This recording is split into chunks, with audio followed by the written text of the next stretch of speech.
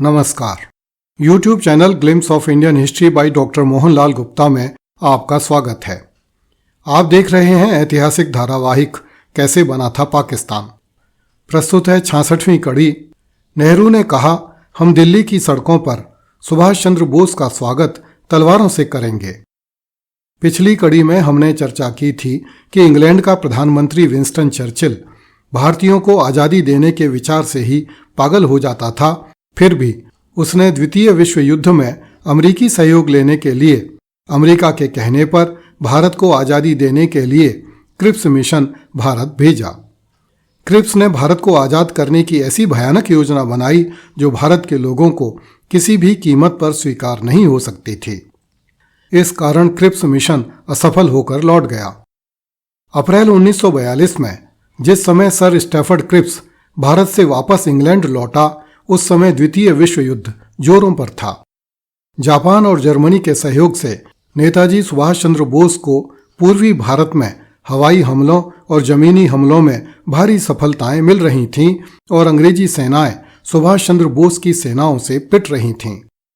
Japan के लड़ाकू विमान अंग्रेजों पर आसमान से गोले बरसा रहे थे और आजाद हिंद फौज जंगलों को पार करती हुई दिल्ली की ओर बढ़ रही थी। पूरे भारत में नेताजी सुभाष चंद्र बोस के नारे सड़कों पर गूंज रहे थे। तुम मुझे खून दो, मैं तुम्हें आजादी दूंगा। नेताजी का दूसरा नारा था, चलो दिल्ली। कांग्रेसी नेता सुभाष चंद्र बोस की सफलताओं से घबरा गए।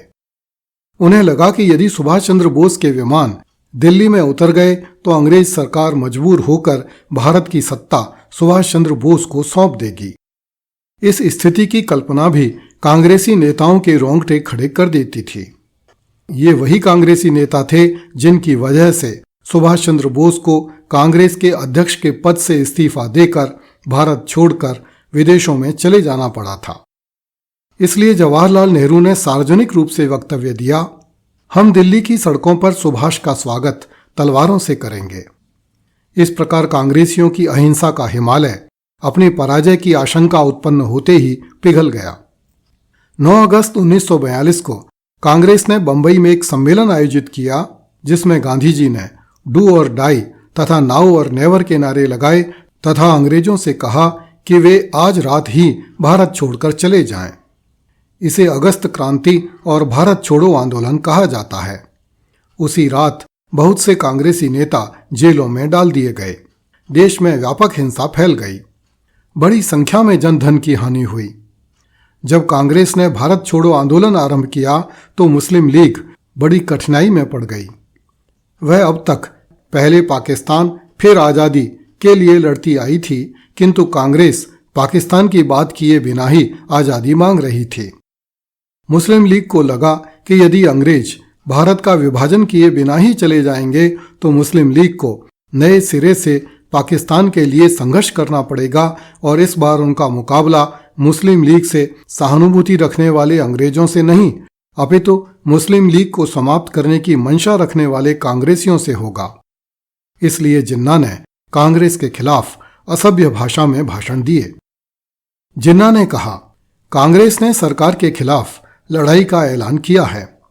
ऐसा करते वक्त कांग्रेस ने सिर्फ अपना स्वार्थ देखा है, दूसरों का नहीं। जिन्ना ने मुसलमानों का आह्वान किया कि वे भारत छोड़ो आंदोलन से बिल्कुल अलग रहें। भारत छोड़ो आंदोलन के आरंभ होने से पहले ही कांग्रेस के बड़े नेता जेल भेज दिए गए। इस कारण आंदोलन का नेतृत्व छोटे स्तर के कार्यकर्ताओं के हाथों में चला गया, जिन्होंने गांधी जी के अहिंसा के सिद्धांत को ताक पर रखकर पूरे देश में व्यापक हिंसा की। इस कारण मुस्लिम लीग के पक्ष वाली प्रेस ने इस पूरे आंदोलन के दौरान ब्रिटिश शासन से लड़ रहे कांग्रेसियों को गुंडे शब्द से संबोधित किया। कांग्रेसी नेताओं के खिलाफ उतनी सख्त बातें ब्रिटिश प्रेस ने भी नहीं की जितनी मुस्लिम लीग की प्रेस ने की। मुस्लिम लीग वर्किंग कमेटी ने मित्र राष्ट्रों का ध्यान हिंदुस्तान के 10 करोड़ मुसलमानों की उन अंचलों में सार्वभौम राज्यों की स्थापना की मांग की तरफ खींचा जो उनका निवास स्थान है और जहां उनका बहुमत है। अगली कड़ी में देखिए, मोहम्मद अली जिन्ना ने कहा, या तो पाकिस्तान लेंगे या फिर अपना अस्तित्व मिटा देंगे। कृपया इस चैनल को लाइक, सब्सक्राइब एवं शेयर करें तथा अपने बच्चों, मित्रों एवं परिजनों को इस चैनल के बारे में बताएं। धन्यवाद। जय हिंद।